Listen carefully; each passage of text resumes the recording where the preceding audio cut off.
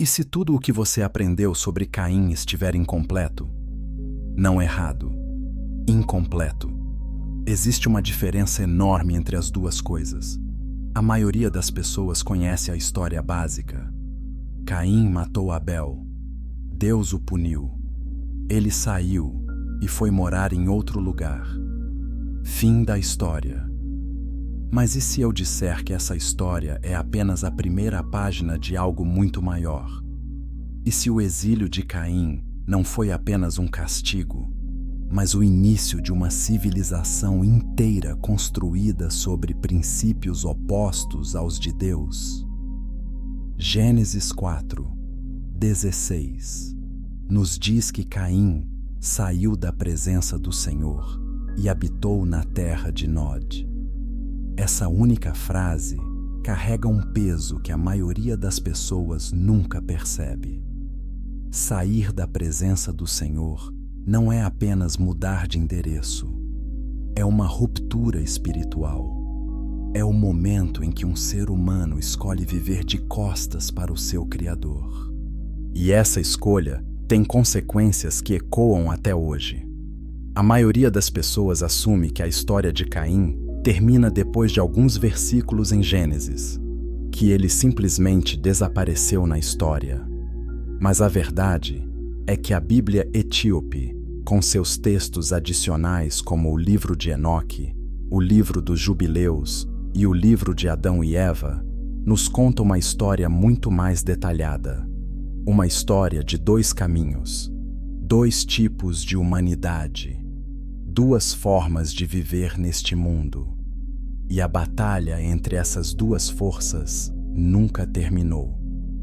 Nesta narrativa, vamos percorrer 3 caminhos. Primeiro, vamos entender o que realmente aconteceu quando Caim foi exilado e o que ele encontrou na terra de Nod. Depois, vamos descobrir como seus descendentes construíram uma civilização inteira sem Deus e como seres angelicais caídos entraram nessa história. E por fim, vamos perguntar a nós mesmos uma pergunta desconfortável. Será que nós mesmos estamos vivendo em Nod hoje sem perceber? E uma vez que entendemos essa primeira camada, a verdadeira história começa. Para entender a profundidade dessa narrativa, precisamos voltar ao momento mais sombrio da história humana. Não ao dilúvio, não à Torre de Babel, mas ao primeiro assassinato. Quando Caim levantou sua mão contra Abel, algo mudou no tecido da realidade. Não foi apenas um irmão matando o outro. Foi a primeira vez que a morte entrou no mundo pela mão de um ser humano. Gênesis 4:10 diz que o sangue de Abel clamou a Deus desde a terra. Pense nisso por um momento. O sangue de um inocente tem voz, e essa voz clama por justiça. Os textos etíopes expandem esse momento de uma forma impressionante. Segundo o livro de Adão e Eva, quando o sangue de Abel tocou o chão, a própria terra estremeceu. Não de forma figurada, de forma real. A criação sentiu o impacto daquele primeiro pecado de violência. E Adão e Eva, segundo esses textos, choraram durante dias. O luto deles não era apenas por um filho, era pelo futuro de toda a humanidade. Eles entenderam, naquele momento, que a semente da serpente tinha começado seu trabalho de destruição. Se você está acompanhando esta história e ela está abrindo seus olhos para verdades que você nunca considerou, inscreva-se no canal agora. Cada inscrição nos ajuda a trazer mais revelações bíblicas como esta. Mas por que Deus não matou Caim? Essa é uma pergunta que muitas pessoas fazem. Afinal, a justiça parecia exigir isso. Abel era inocente. Caim era culpado. A resposta está em algo que poucos compreendem. Deus não apenas puniu Caim, ele o marcou. Gênesis 4, 15 nos diz que Deus colocou uma marca sobre Caim para que ninguém o matasse. A interpretação tradicional diz que essa marca era a proteção, mas a perspectiva etíope vai além. Essa marca funcionava também como contenção. Era uma forma de rastrear e limitar a influência espiritual de Caim, como se Deus estivesse dizendo: você vai viver, mas eu vou monitorar cada passo seu. Essa ideia é revolucionária. Significa que Deus sabia que Caim não era apenas um homem pecador. Ele era um vetor de influência espiritual. O que saía dele não era apenas pecado individual. Era um sistema, uma forma de pensar, uma cosmovisão inteira que se opunha a tudo o que Deus havia planejado para a humanidade. E essa cosmovisão precisava ser contida, não destruída. Pelo menos não ainda. Há outro detalhe que os textos antigos preservam e que merece nossa atenção. A terra, segundo Gênesis, foi amaldiçoada por causa de Caim. Gênesis 4, 12 diz que quando ele cultivasse o solo, a terra não lhe daria mais sua força. Isso significa que a própria natureza reagiu ao pecado de Caim. A criação, que já sofria desde a queda de Adão, agora carregava uma maldição adicional. Caim não apenas perdeu a presença de Deus, perdeu a parceria com a própria terra. E esse isolamento duplo, espiritual e material, o empurrou para buscar outras fontes de sustento, outras formas de sobreviver. E essas outras formas o levariam a lugares que nenhum ser humano deveria conhecer. E aqui está o primeiro grande mistério desta história. Quando Caim saiu da presença de Deus, ele não saiu sozinho. Ele não foi para um deserto vazio. Ele foi para um lugar. E segundo os textos etíopes, esse lugar já tinha habitantes. Mas quem eram essas pessoas? De onde vieram? E o que ofereceram a Caim quando ele chegou? A resposta a essas perguntas vai mudar a forma como você entende toda a história bíblica. Mas isso é o que vamos explorar no próximo capítulo. Capítulo 2. A terra de Nod e os filhos das sombras. Quando Caim chegou à terra de Nod, algo estranho aconteceu.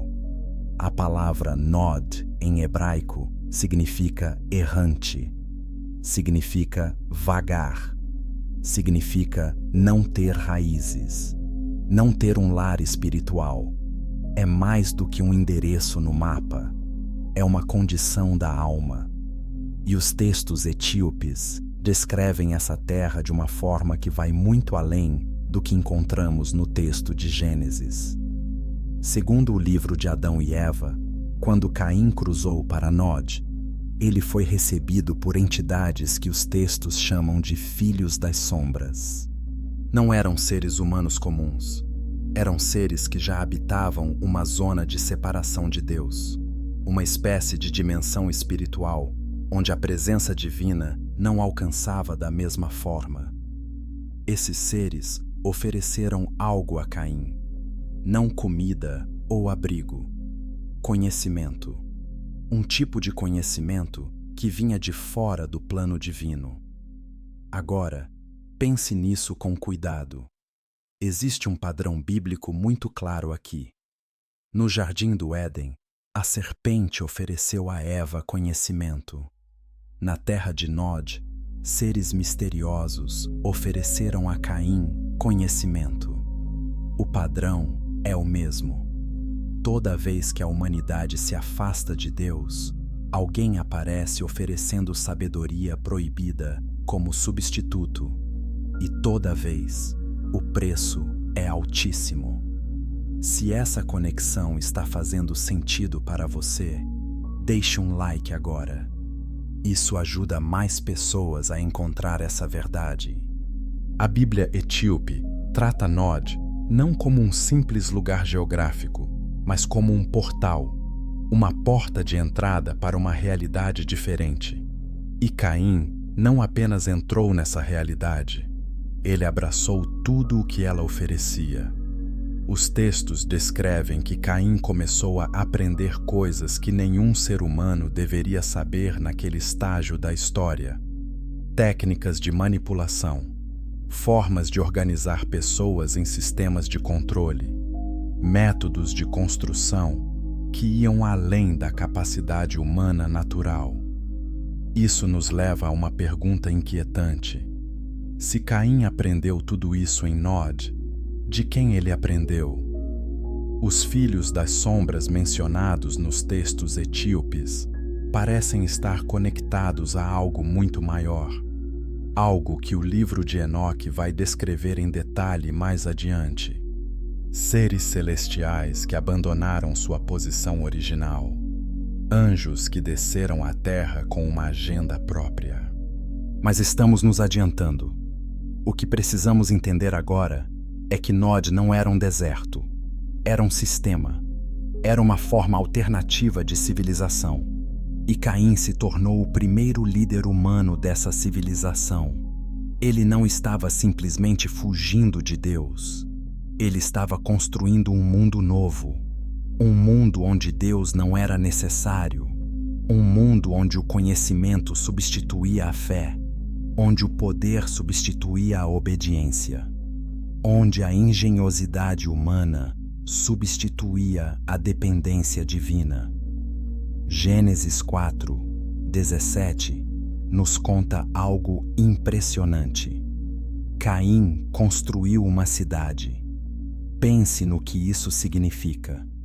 O primeiro assassino da história humana se tornou o primeiro urbanista, o primeiro construtor de cidades, e ele deu à cidade o nome do seu filho, Enoque. Não confunda esse Enoque com o Enoque da linhagem de Sete, que caminhou com Deus. São dois Enoques completamente diferentes. Um representa o caminho de Deus, o outro representa o caminho de Caim. E essa duplicidade de nomes não é coincidência, é uma declaração espiritual. O Enoque de Caim era uma declaração de independência. Caim estava dizendo: eu posso criar meu próprio legado, minha própria linhagem, minha própria civilização. Não preciso da bênção de Deus para isso. E a verdade perturbadora é que ele conseguiu. A cidade de Enoque prosperou, cresceu, desenvolveu tecnologia, criou arte, organizou sociedade, tudo isso sem Deus. Mas aqui está o ponto que a maioria das pessoas não percebe. Prosperidade sem Deus não é bênção, é armadilha, é a ilusão mais perigosa que existe. Porque quando as coisas funcionam sem Deus, as pessoas começam a acreditar que Deus não é necessário. E esse é exatamente o objetivo do inimigo.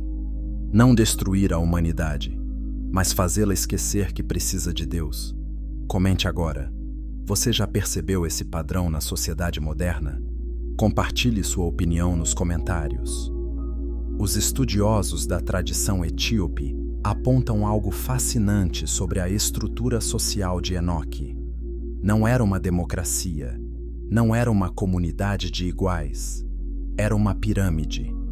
No topo estava Caim, abaixo dele, seus filhos mais leais, abaixo deles, os trabalhadores e artesãos.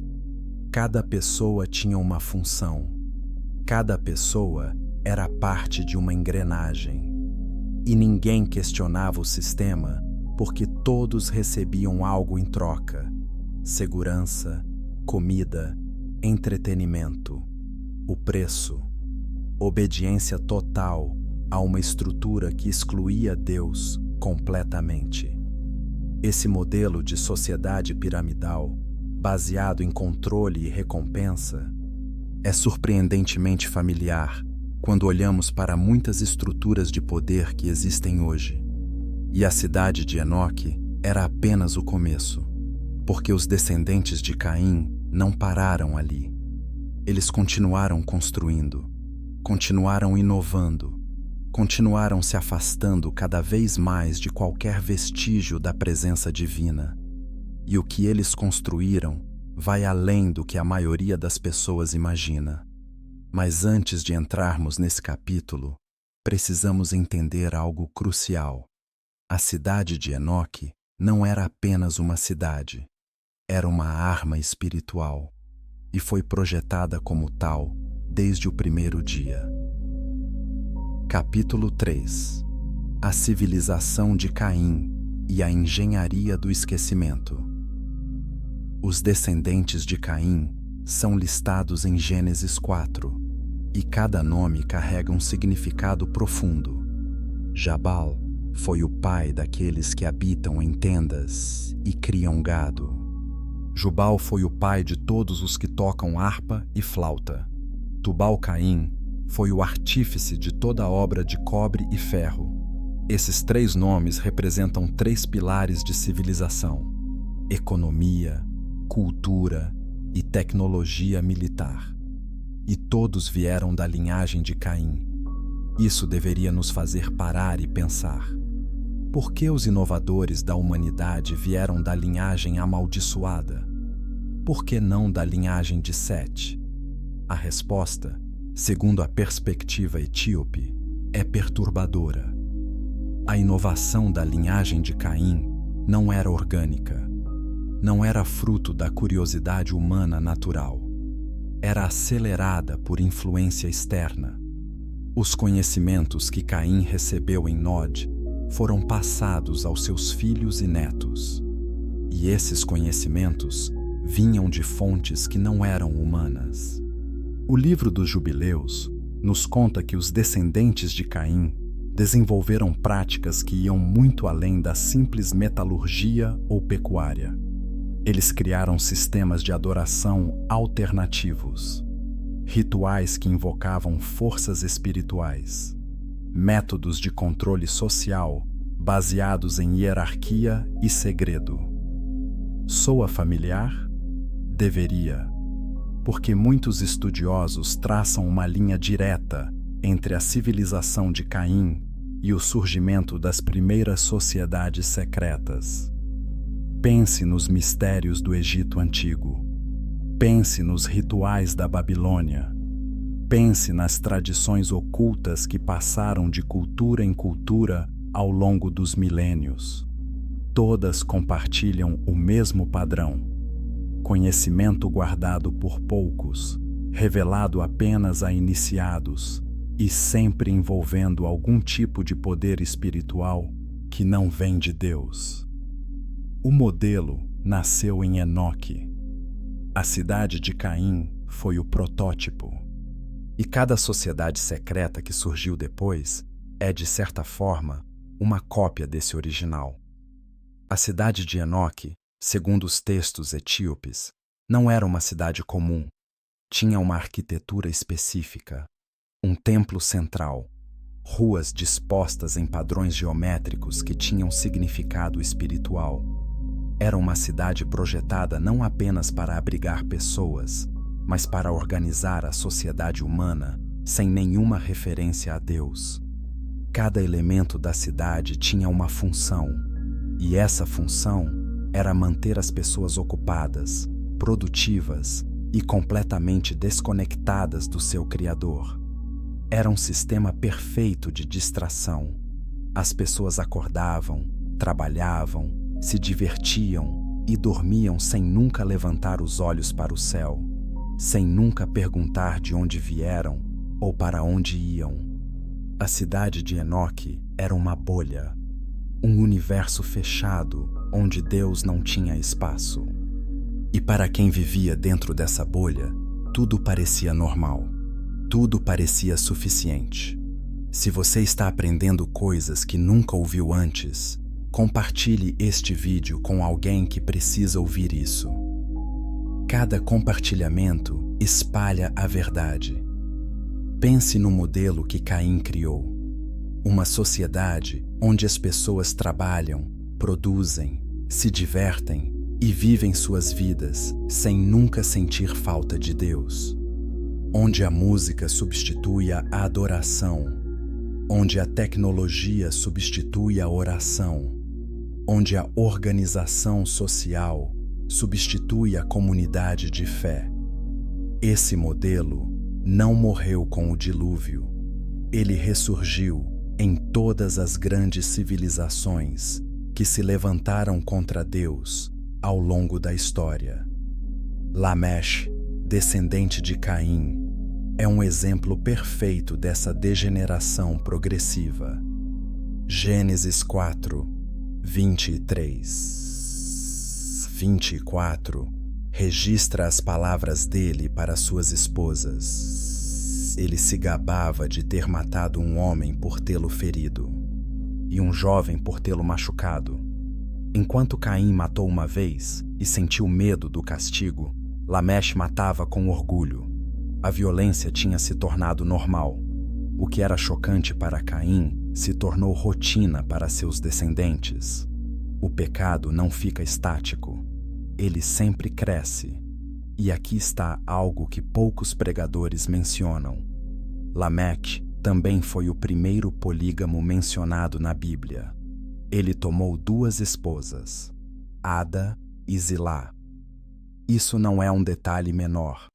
É a primeira deformação do plano original de Deus para o casamento, que era um homem e uma mulher. A linhagem de Caim não estava apenas se afastando de Deus em termos de violência. Estava redefinindo cada instituição que Deus havia criado: casamento, família, comunidade, adoração. Tudo estava sendo redesenhado segundo um modelo diferente. Mas o que vem a seguir é ainda mais surpreendente. Porque a civilização de Caim não estava sozinha nessa jornada de afastamento. Havia outros seres envolvidos. Seres que vieram de cima. Seres que o livro de Enoque chama de vigilantes. E quando eles entraram na história, tudo mudou de forma irreversível. Capítulo 4. Os vigilantes e o conhecimento proibido. O livro de Enoque, capítulo 6, começa com uma declaração que muda tudo. Aconteceu que quando os filhos dos homens se multiplicaram, nasceram-lhes filhas belas e formosas, e os anjos, os filhos do céu, viram-nas e desejaram-nas. Gênesis 6, 1 a 2 confirma essa narrativa com palavras semelhantes. Os filhos de Deus viram que as filhas dos homens eram bonitas e escolheram esposas entre elas. Quem eram esses filhos de Deus? A maioria das pessoas assume que eram simplesmente homens piedosos da linhagem de Sete. Mas a tradição etíope, apoiada pelo livro de Enoque, afirma algo muito mais radical. Eram anjos, seres celestiais, vigilantes que tinham a tarefa de observar a humanidade, mas que decidiram abandonar sua posição. E essa decisão teve consequências catastróficas. O livro de Enoque lista os nomes dos líderes desses vigilantes. Semjaza era o principal, Azazel era outro, e cada um deles trouxe consigo um tipo específico de conhecimento proibido. Azazel ensinou os homens a fabricar espadas, facas, escudos e couraças. Ensinou as mulheres a usar cosméticos e joias. Outros ensinaram encantamentos, astrologia, sinais e a leitura das estrelas. Cada vigilante tinha uma especialidade, e cada especialidade corrompia uma área diferente da vida humana. Inscreva-se agora e ative o sino. Estamos prestes a entrar na parte mais reveladora desta história. Pense no que estava acontecendo. A civilização de Caim já havia criado um modelo de sociedade sem Deus. Agora, os vigilantes estavam acelerando esse processo de forma sobrenatural. Eles não estavam apenas tentando mulheres humanas. estavam construindo uma civilização alternativa com tecnologia angelical. É como se dois movimentos separados, a rebelião humana de Caim e a rebelião angelical dos vigilantes, tivessem convergido em um único ponto. E esse ponto de convergência criou algo monstruoso.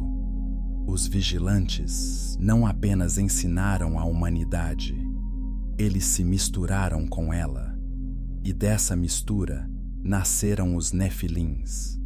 Gênesis 6:4 chama-os de homens de renome.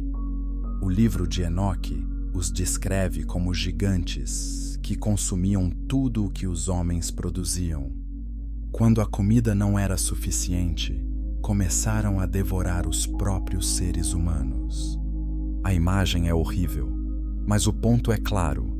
A mistura entre o celestial e o humano produziu algo que não deveria existir. Seres que não eram nem totalmente anjos, nem totalmente humanos. Seres que operavam fora do plano original de Deus. E aqui está o elemento controverso que poucos estão dispostos a discutir. Se os Nefilins existiram, e tanto Gênesis quanto Enoque afirmam que sim, então a humanidade antes do dilúvio não era puramente humana. A linhagem genética havia sido corrompida. E isso muda completamente a razão do dilúvio. Não foi apenas sobre pecado moral, foi sobre a corrupção da própria essência humana. Gênesis 6:9 diz que Noé era justo e perfeito em suas gerações. A palavra perfeito em hebraico é tamim, que significa completo, sem defeito.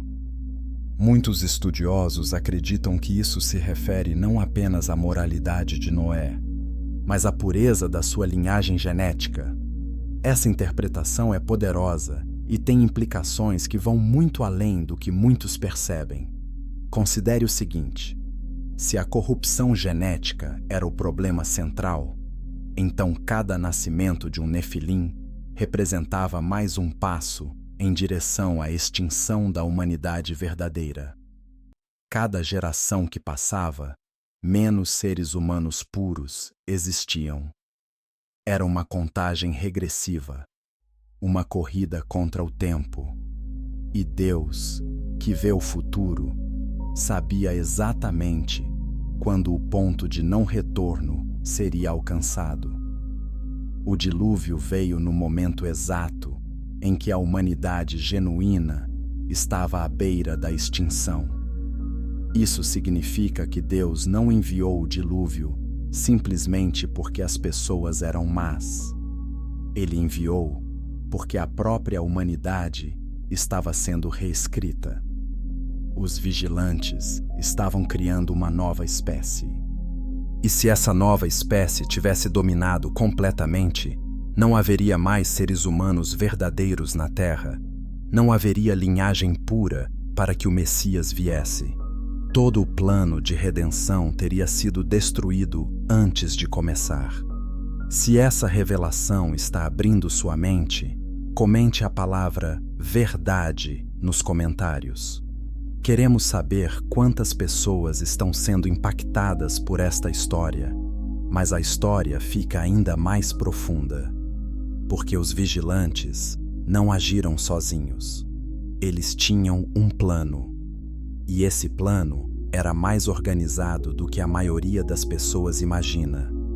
O livro de Enoque descreve que 200 vigilantes fizeram um pacto no Monte Hermon.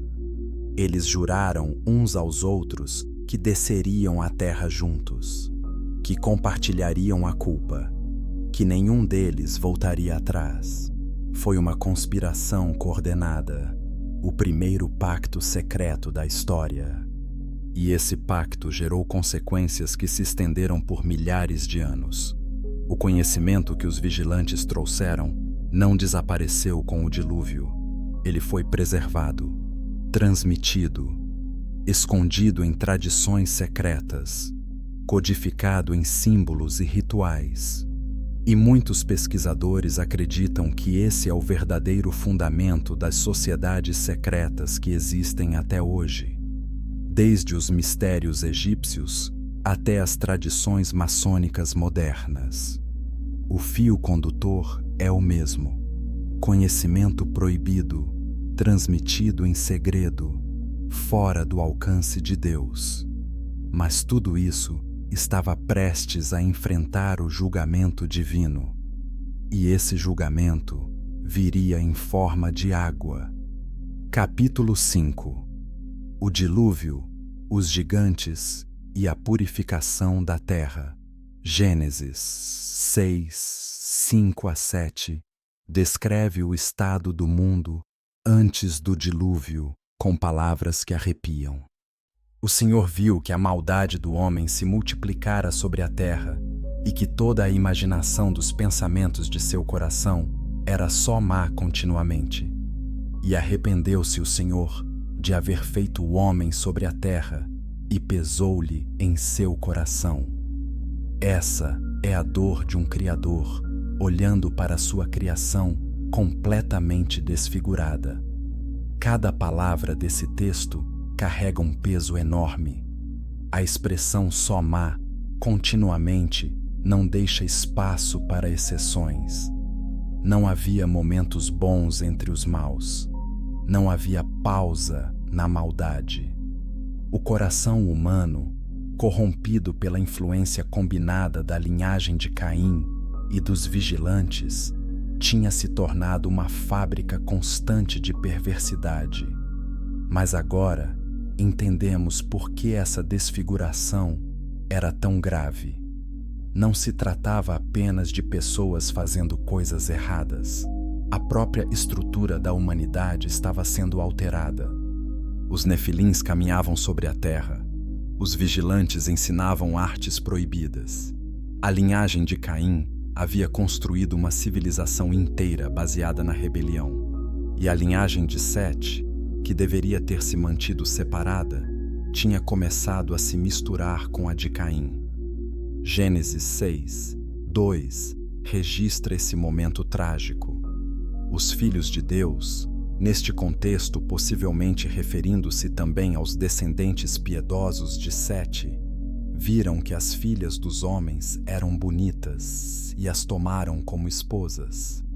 A mistura entre as linhagens era o ponto de não retorno. Enquanto a linhagem de Sete se mantinha separada, havia esperança. Havia um povo que ainda clamava pelo nome do Senhor, como Gênesis 4, 26 registra. Mas quando essa separação acabou, a corrupção se tornou total, e Deus respondeu com o julgamento mais radical da história. O que levou Deus a tomar essa decisão extrema não foi apenas raiva ou decepção, foi amor. Amor pela humanidade que ele havia criado. Amor pelo plano de redenção que precisava ser cumprido. Amor pelas gerações futuras que nunca existiriam se os nefilins dominassem completamente a terra. O dilúvio, visto sob essa perspectiva, não é um ato de destruição, é um ato de salvação. Deus destruiu o mundo corrompido para salvar a semente pura da humanidade. O dilúvio não foi apenas uma tempestade grande, foi um reset, uma reinicialização da humanidade. Noé e sua família eram os únicos seres humanos com linhagem intacta, e Deus os preservou para recomeçar. Mas eis o detalhe que muitas pessoas esquecem. Os nefilins morreram no dilúvio. Mas, segundo o livro de Enoque, seus espíritos não foram destruídos. Eles se tornaram demônios. Espíritos errantes que vagam pela terra, buscando corpos para habitar. Essa é uma das explicações mais antigas para a origem dos demônios na tradição judaico-cristã. E a Igreja Etíope mantém essa tradição até hoje. Curta este vídeo se você nunca tinha ouvido essa explicação antes. Cada curtida ajuda o algoritmo a mostrar essa verdade para mais pessoas. E o dilúvio resolveu o problema? Parcialmente. A terra foi limpa. A humanidade recomeçou com Noé. Mas o conhecimento proibido não foi completamente erradicado. O livro dos Jubileus sugere que parte desse conhecimento sobreviveu, passou de geração em geração e reapareceu em momentos cruciais da história. A conquista de Canaã é um exemplo perfeito. Quando os israelitas entraram na Terra Prometida, eles não encontraram apenas povos pagãos. Encontraram gigantes, os Anaquins, os Refaíns, os Emins. Deuteronômio 2 e 3 descrevem esses povos em detalhe. Og, rei de Bazã, dormia numa cama de ferro que tinha 9 côvados de comprimento. Isso é mais de 4 metros. Não era uma cama de tamanho normal, era uma cama para um gigante. Isso significa que a linhagem dos Nefilins sobreviveu ao dilúvio de alguma forma. Muitos estudiosos debatem como isso aconteceu. Alguns sugerem que a esposa de um dos filhos de Noé carregava genes dos Nefilins. Outros acreditam que houve uma segunda incursão de vigilantes após o dilúvio. Gênesis 6, 4 parece apoiar essa ideia quando diz que havia Nefilins na terra naqueles dias e também depois disso. Seja qual for a explicação, o resultado é claro. Os gigantes voltaram, e a conquista de Canaã, vista sob essa luz, não foi apenas uma guerra territorial, foi uma operação de limpeza genética e espiritual. Josué não estava apenas conquistando terra, estava eliminando linhagens corrompidas, estava protegendo a pureza da humanidade para que o plano messiânico pudesse continuar. Cada cidade destruída, cada povo conquistado, fazia parte de uma estratégia divina maior. Uma estratégia para garantir que a semente prometida, em Gênesis 3, 15, pudesse nascer de uma linhagem puramente humana. Compartilhe este vídeo agora mesmo. Essa perspectiva precisa alcançar mais pessoas que buscam entender a verdade bíblica. E aqui chegamos a um ponto crucial, porque até agora falamos principalmente sobre a linhagem de Caim, sobre o mal, sobre a corrupção. Mas existe outro lado dessa história. Existe outra linhagem, outro caminho. E esse caminho começa com um homem que nasceu depois que Abel morreu. Seu nome era Sete, e a história dele é o contraponto de tudo que vimos até agora. Capítulo 6. O caminho de Sete e a linhagem da promessa. Gênesis 4, 25. Registra um momento que parece simples, mas carrega um peso imenso.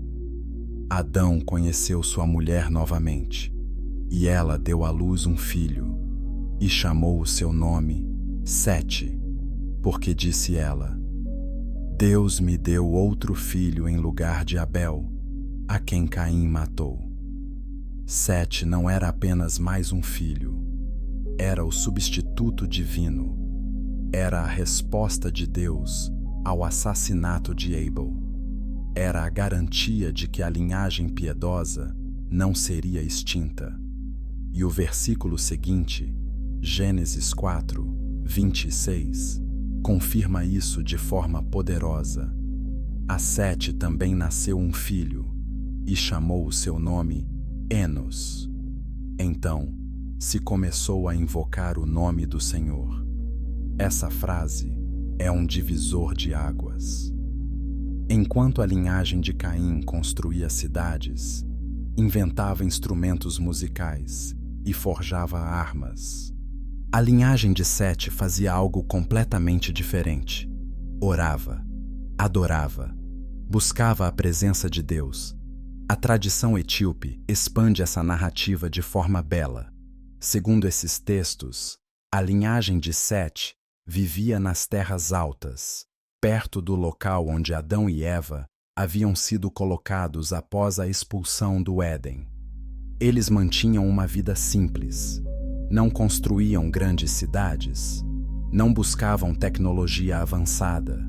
Sua riqueza era espiritual, não material, e havia uma instrução clara passada de geração em geração: não descer para as planícies onde viviam os descendentes de Caim. Essa instrução era mais do que um conselho geográfico. Era uma ordem espiritual. A separação entre as duas linhagens era essencial. Enquanto os filhos de Sete permanecessem nas alturas, literalmente e figurativamente, estariam protegidos, estariam na presença de Deus. Mas o momento em que descessem, o momento em que se misturassem com a civilização de Caim, a proteção acabaria. Se você sente que esta história está falando diretamente ao seu coração, inscreva-se e ative as notificações. Prometemos continuar trazendo verdades bíblicas profundas. E é exatamente isso que aconteceu. Gênesis 6 registra o momento em que os filhos de Deus viram que as filhas dos homens eram bonitas. Se interpretarmos filhos de Deus como descendentes de Sete e filhas dos homens como descendentes de Caim, temos um quadro claro. A linhagem piedosa se corrompeu ao se misturar com a linhagem rebelde.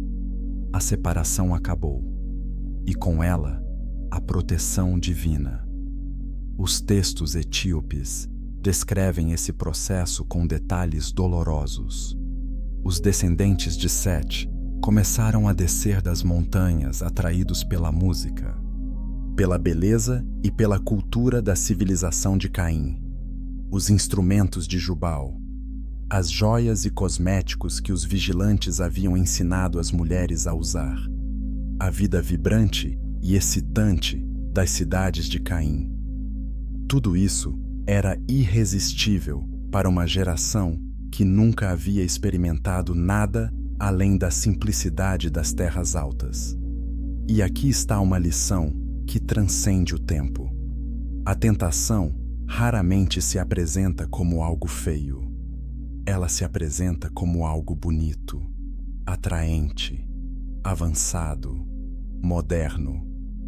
A civilização de Caim não parecia maligna, parecia fascinante, e foi exatamente por isso que funcionou.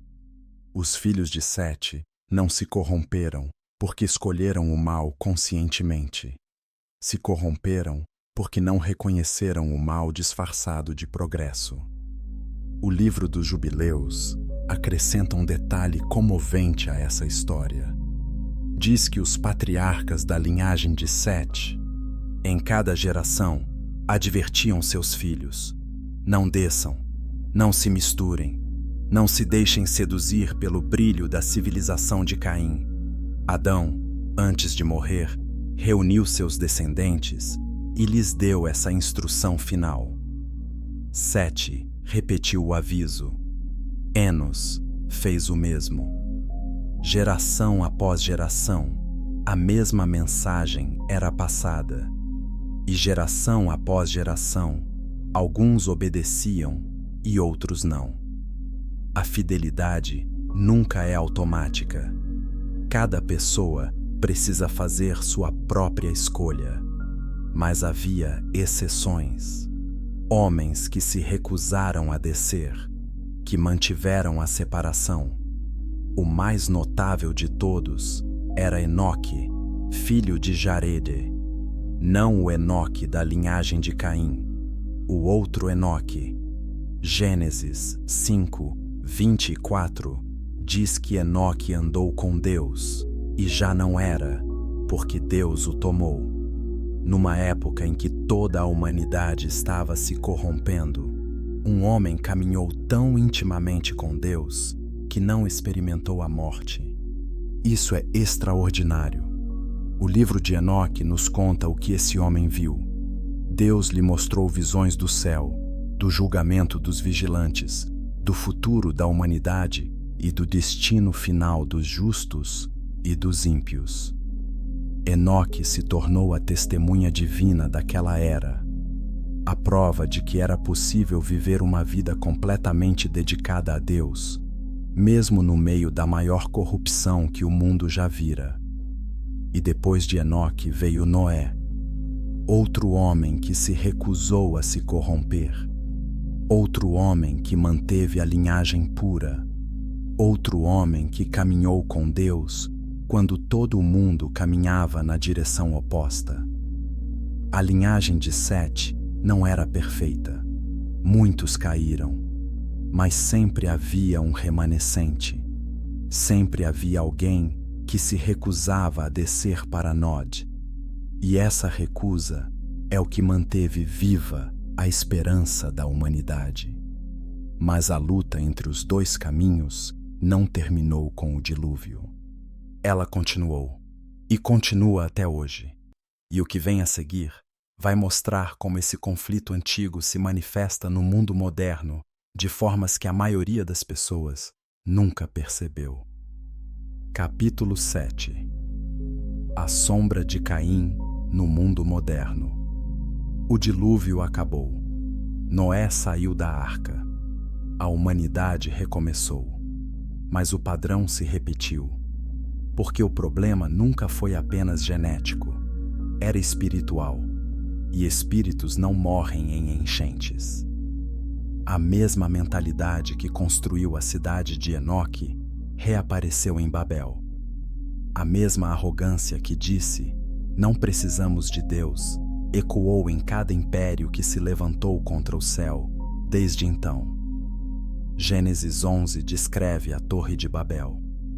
Os homens disseram, vamos construir uma cidade e uma torre cujo cume toque nos céus, e façamos um nome para nós mesmos. Essa linguagem é quase idêntica à atitude de Caim.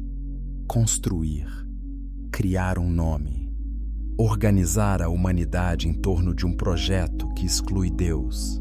O espírito de Nod estava vivo e operante apenas algumas gerações após o dilúvio, e não parou em Babel, o Egito, a Babilônia, a Grécia, Roma. Cada grande civilização que dominou o mundo antigo carregava elementos do mesmo sistema, conhecimento esotérico passado em segredo, hierarquias de poder baseadas em iniciação, arquitetura com significados ocultos, rituais que invocavam forças espirituais. O modelo de Caim foi refinado, sofisticado e globalizado ao longo dos milênios. Se esta revelação está fazendo você repensar a história, curta agora e compartilhe com alguém que precisa ouvir isso.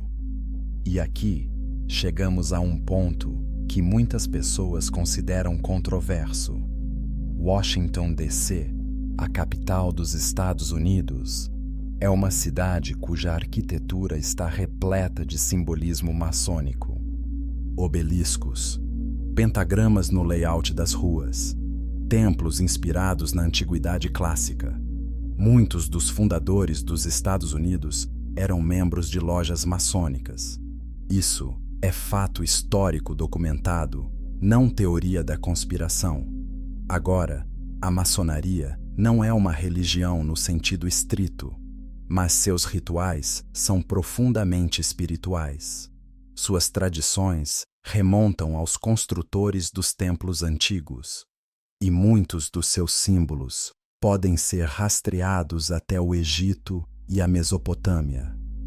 Se o conhecimento proibido dos vigilantes foi preservado e transmitido através de tradições secretas, essas tradições não desapareceram.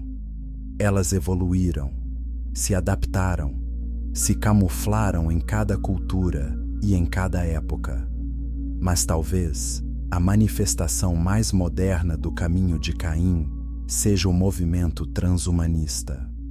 O transhumanismo propõe que a humanidade pode e deve transcender suas limitações biológicas através da tecnologia. Implantes cerebrais, modificação genética, fusão com inteligência artificial, imortalidade digital. Quando você olha para isso pela lente da narrativa bíblica, o paralelo é assustador. Os vigilantes ofereceram à humanidade conhecimento para transcender suas limitações naturais. O transhumanismo oferece a mesma coisa, mas com tecnologia no lugar dos anjos caídos. A promessa é idêntica: vocês serão como deuses.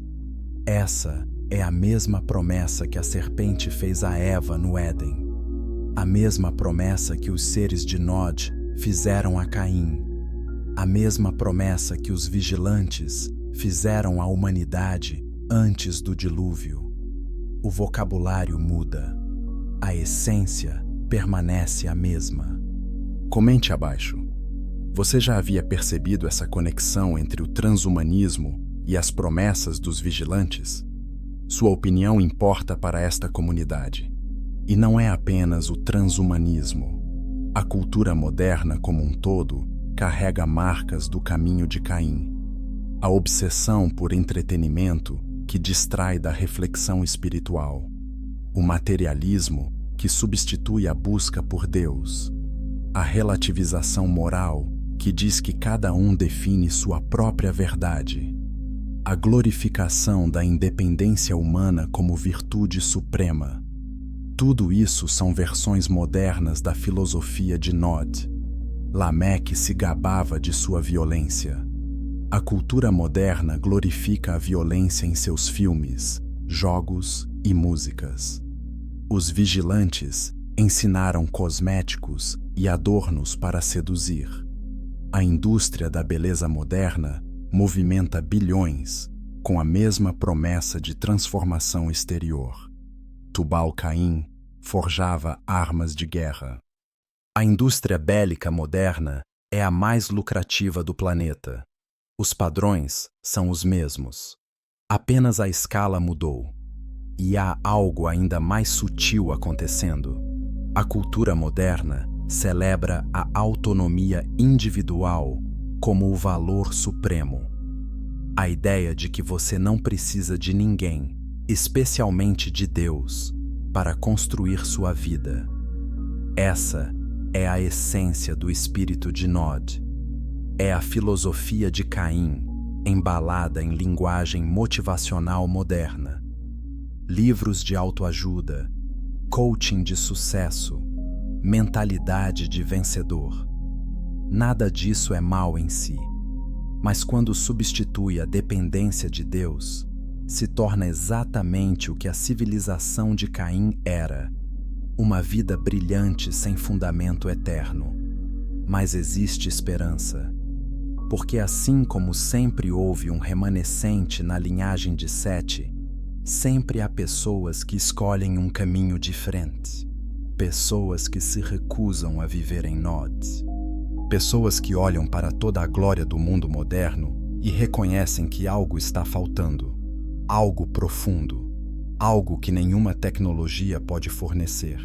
E essas pessoas estão fazendo a mesma escolha que Enoque fez há milênios. Caminhar com Deus, custe o que custar. Capítulo 8. A escolha de Nod e o chamado de volta. E agora chegamos ao coração desta história. Tudo o que exploramos até aqui, Caim, Nod, os vigilantes, os Nefilins, o dilúvio, as sociedades secretas, o mundo moderno, tudo converge para uma única pergunta. Uma pergunta que cada ser humano precisa responder. Você está vivendo em Nod? Lembre-se do que Nod significa: errante, sem rumo, sem lar espiritual. Nod não é apenas um lugar antigo, é uma condição, é viver separado de Deus, é construir sua vida, sua carreira, seus relacionamentos, seus sonhos, e tudo sobre uma base que não inclui o Criador. E a verdade mais desconfortável é que a maioria das pessoas no mundo hoje vive exatamente assim. Existem sinais claros de que alguém está vivendo em Nod. O primeiro é a inquietação constante, uma sensação de que algo está faltando, mesmo quando tudo parece estar bem. O segundo é a independência orgulhosa de Deus, a crença de que você pode controlar sua própria vida sem ajuda divina. O terceiro é a atração pelo conhecimento proibido, a fascinação por coisas ocultas, místicas, esotéricas. O quarto é o relativismo moral, a ideia de que não existe verdade absoluta, de que cada pessoa cria sua própria moralidade. E o quinto é a oposição sutil ou aberta ao povo de Deus. Uma resistência à mensagem do Evangelho, mesmo sem saber por quê. Se você se identificou com algum desses sinais, não se desespere, porque o caminho de volta existe. E ele tem um nome: Jesus Cristo. Assim como Deus preservou a linhagem de Sete através de todas as corrupções, assim como preservou Enoque e Noé no meio do caos, ele pode preservar você. O caminho de volta não começa com esforço humano. Começa com rendição. Começa quando você admite que está em Nod e decide voltar. Inscreva-se agora e junte-se a esta comunidade de buscadores da verdade bíblica. Há muito mais revelações por vir, mas vir a Cristo é apenas o começo. E este é o ponto onde a Igreja Etíope oferece uma sabedoria que o cristianismo ocidental muitas vezes esquece. A tradição monástica etíope entende que a vida cristã não é apenas uma decisão de altar, é uma luta diária, uma resistência constante contra a atração de Nod. Os monges etíopes, por séculos, se retiraram para montanhas e desertos não porque estavam fugindo do mundo, mas porque entendiam que a proximidade com o mundo é a distância de Deus. Isso não significa que todos devem se tornar monges, mas significa que o princípio de separação espiritual é essencial. Os filhos de Sete caíram quando desceram das montanhas. Os cristãos de hoje caem quando abraçam sem questionar os valores do sistema mundano. A lição é a mesma. A separação não é opressão, é proteção. E aqui está a verdade final que une toda esta narrativa. A história da humanidade, desde o Éden até hoje, é essencialmente a história de uma escolha. 2 caminhos, 2 linhagens, 2 formas de viver. O caminho de Caim oferece poder, conhecimento, independência e progresso. Tudo parece brilhante, tudo parece atraente, mas no final leva à destruição. O caminho de Sete oferece fé, obediência, humildade e dependência de Deus. Parece simples, parece até fraco aos olhos do mundo, mas é o único caminho que leva à vida. O apóstolo Judas, em sua epístola, versículo 11, faz um aviso poderoso. Ai deles, porque foram pelo caminho de Caim. Essa frase no Novo Testamento prova que o caminho de Caim não é apenas um conceito do Antigo Testamento. É uma realidade espiritual ativa, uma força que continua atraindo pessoas para longe de Deus. E Judas não escreveu isso para pessoas de fora da igreja. Escreveu para pessoas dentro da comunidade de fé. Pessoas que achavam que estavam seguras, mas que tinham começado a trilhar o caminho de Caim sem perceber. Esta é a última lição. Ninguém está automaticamente seguro. Ninguém está automaticamente perdido. A escolha entre Nod e Deus não é feita uma vez.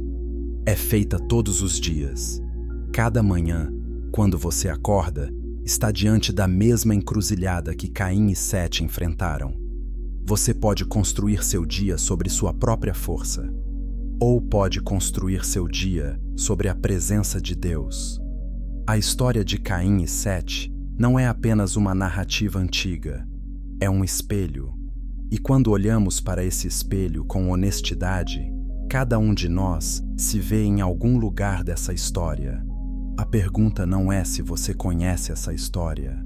A pergunta é em qual lado dela você está vivendo. E se você percebeu que está em Nod, saiba que hoje é o dia de começar a caminhada de volta.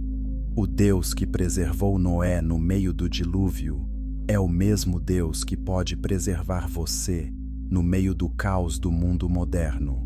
A escolha é sua, e ela começa agora. Ninguém pode fazê-la por você, nem seus pais, nem seus pastores, nem seus amigos. Esta é a decisão mais pessoal que existe, e o Deus que esperou pacientemente por gerações, que enviou profetas e sinais, que preservou a verdade em textos antigos, para que você pudesse ouvi-la hoje, esse Deus está esperando a sua resposta.